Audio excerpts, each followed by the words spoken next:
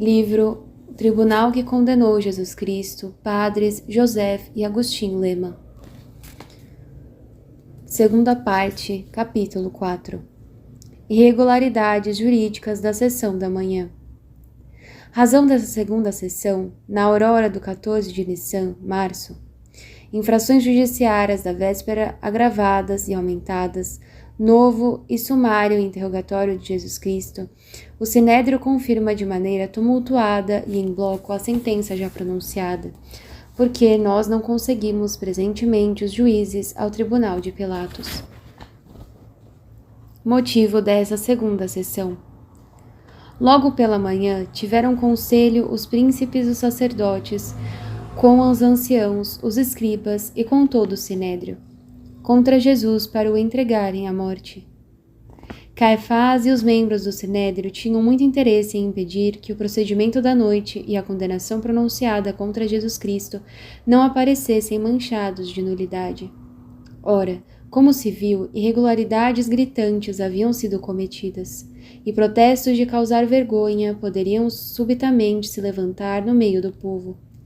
Essa convocação noturna completamente inusitada, esses testemunhos que se contradisseram, esse juízo precipitado, etc.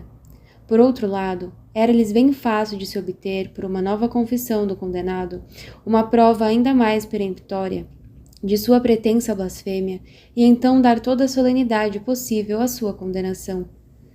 Todo o Sinédrio, portanto, reúne-se novamente pela manhã para deliberar contra Jesus, para o entregarem à morte. Mas cuidado, não se trata de maneira alguma de revisar a sentença pronunciada na véspera. Jesus é condenado, irrevogavelmente condenado. Trata-se unicamente de entregá-lo à morte com formas e um aparato jurídicos capazes de se impor ao povo. É uma forma jurídica que se busca, e iremos constatar que, longe de retornar à legalidade, vão agravar as infrações da véspera com outras novas. Logo pela manhã, tiveram conselho os príncipes e os sacerdotes com os anciãos, os escribas e com todo o Sinédrio. Há nessa precipitação uma 22ª irregularidade, pois era proibido ao Sinédrio entrar em sessão antes de cumprir o sacrifício matinal. Os membros do Sinédrio se assentarão desde o sacrifício da manhã até o sacrifício da noite. Ora, ao se reunirem em conselho logo no surgir do dia, os juízes de Jesus Cristo não esperaram que o sacrifício fosse cumprido, visto que os preparativos do sacrifício só começavam no alvorecer e era preciso em seguida ao menos 1 hora para que a vítima pudesse ser imolada, despelada, oferecida e consumida junto das orações de um sábio. Era, pois, 1 hora indevida para que o Sinédrio entrasse em sessão. Ademais, é então o grande dia de Páscoa, no qual todo julgamento é rigorosamente proibido. Porquanto, se havia proibição de julgar em dia de sábado, não se julga no dia de sábado e nem no dia de festa. Com mais forte razão, essa proibição obrigaria em um dia tão solene quanto a Páscoa. Há nessa violação, portanto, uma 23ª irregularidade. Orígenes, um dos mais célebres comentadores da Bíblia, lembra essa palavra do Senhor aos judeus contemporâneos de Isaías. Minha alma aborrece as vossas neomênias e as vossas solenidades. Tornaram-se molestas. Estou cansado de a suportar, diz, e com razão. É profeticamente que Deus pronuncia que ele tinha horror das festas da sinagoga, pois levar Jesus à morte no mesmo dia da Páscoa, os judeus cometeram um crime. Novo e sumário interrogatório de Jesus. Levaram-no ao seu tribunal e disseram-lhe: Se tu és o Cristo, dize-no-lo. É preciso constatar novamente, o primeiro sistema de procedimento foi inteiramente abandonado. Não mais um esforço em buscar e produzir falsos testemunhos. Não se evoca mais contra Jesus Cristo palavras que não haviam sido pronunciadas. Esse modo de proceder fracassou na véspera e o Sinédrio sabe bem que se retornasse a ele, não atingiria seus objetivos. Ele sabe também que Jesus não mentiria nem para si mesmo e nem para os outros, e que ao perguntar uma segunda vez se ele é o Cristo, encontrar-se-á na sua resposta aquilo que afirma a sentença de condenação. Ele respondeu-lhes: Se eu vou-lo disser, não me acreditareis. Também, se vos fizer qualquer pergunta, não me respondereis, nem me dareis liberdade. Mas no futuro estará sentado o Filho do Homem à direita do poder de Deus. Com esta resposta, Jesus Cristo dava a entender claramente aos seus juízes que se o interrogavam de novo, não era para conhecer a verdade, mas novamente para surpreendê-lo e condená-lo.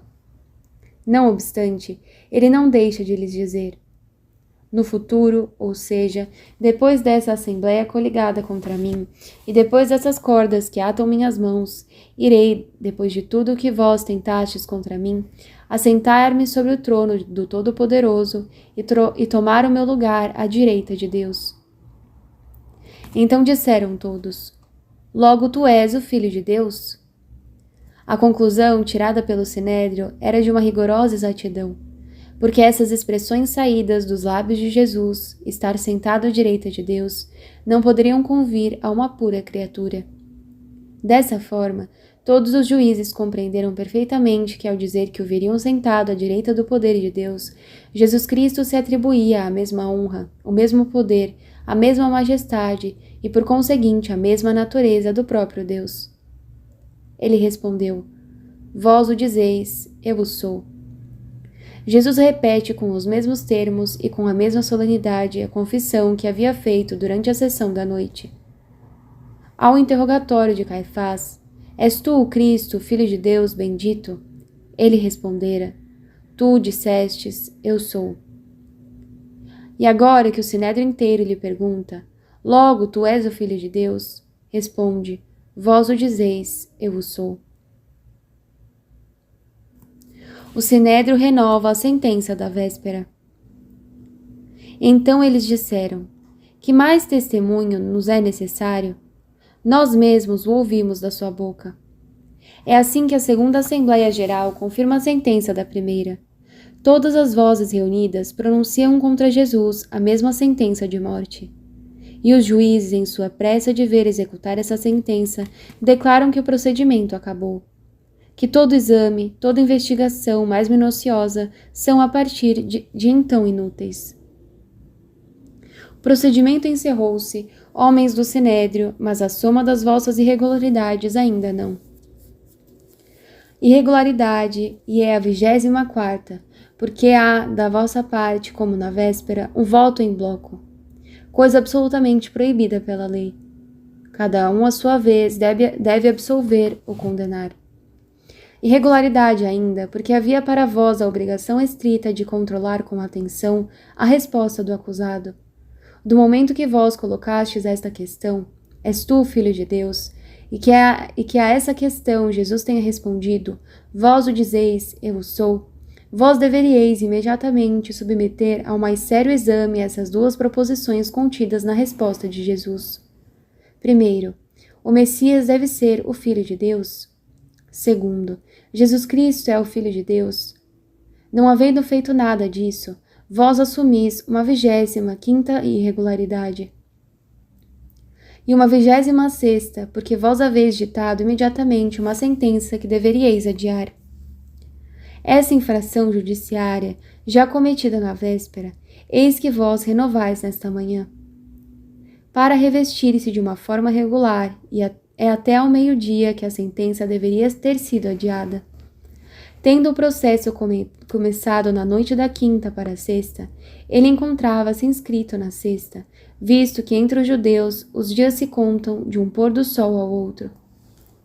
O primeiro dia do processo, então, corria da noite da quinta à noite da sexta. Ora, como por outro lado havia obrigação, conforme já constatamos, de dar uma noite de intervalo entre o fechamento dos debates e a pronunciação da sentença, se for necessário pronunciar a pena capital, deve-se esperar o dia seguinte. Mishnah. Segue-se que não era nem na quinta à noite, nem na sexta de manhã, e nem mesmo na sexta noite, mas somente no sábado de manhã que a sentença poderia ser regularmente ditada. Temos já 26 irregularidades. Eis agora a 27ª, a última.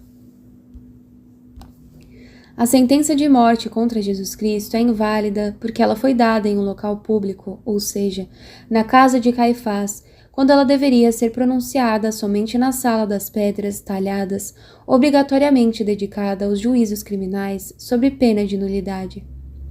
Não podia haver pena capital a menos que o sinédrio se assentasse em seu lugar, na sala de pedras talhadas.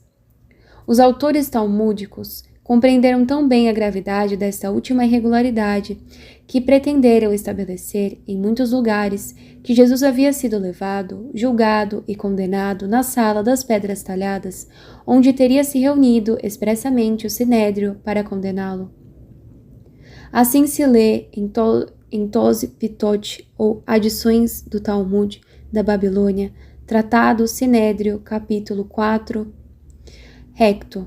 É preciso relembrar que cada vez que a necessidade de uma causa pedia, o sinédrio recorria à sala, gazite ou das pedras talhadas, como fez na causa de Jesus e outros parecidos.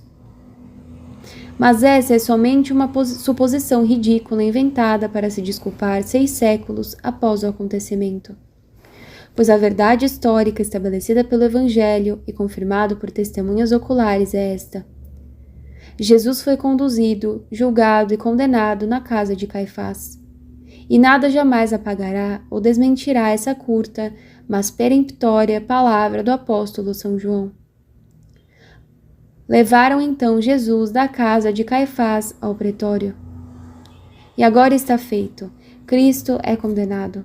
Os sacerdotes, escribas e os anciãos se precipitam de suas cadeiras e, amarrando a vítima, vão levá-la de maneira tumultuada à casa de Pilatos para solicitar a ratificação de sua sentença e fazer com que ela seja executada. Haveria muitas e comovedoras coisas a se ressaltar sobre a parte de culpabilidade que a multidão, por sua vez, irá assumir ao pedir, instigada pelos sacerdotes e escribas, a morte imediata de Jesus Cristo. Mas, além disso ser objeto de uma outra obra, não convém que nos distrairmos do nosso objetivo, que foi estigmatizar o sinédrio ou a malvada assembleia. É ele quem fez comparecer Jesus Cristo, quem o julgou e quem o condenou. A casa de Caifás, onde o sinédrio se reuniu, foi o antro e a fonte envenenada de toda a injustiça. As barbaridades do pretório não foram senão suas consequências. É o sinédrio cujas pessoas e atos estudamos com detalhes até o momento, que é imprescindível julgar definitivamente. Conclusão. O objetivo que nos propusemos ao empreender este trabalho era estudar sobre um duplo aspecto o sinédrio que julgou a Jesus Cristo, o primeiro em seus membros, depois em seus atos. Ora, o que nos revelaram as investigações, que nos atrevemos a qualificar de leais e escrupulosas, que realizamos? Em seus membros, esse Tribunal de Justiça não nos apresentou senão uma assembleia de homens, na maior parte, indignos de suas funções. Nenhuma piedade, nenhuma retidão e nenhum valor moral. Os historiadores da nossa própria nação os condenam. Em seus atos, ou seja, em sua maneira de proceder, constatamos violações inomináveis. 27 irregularidades, das quais apenas uma bastaria para anular o julgamento.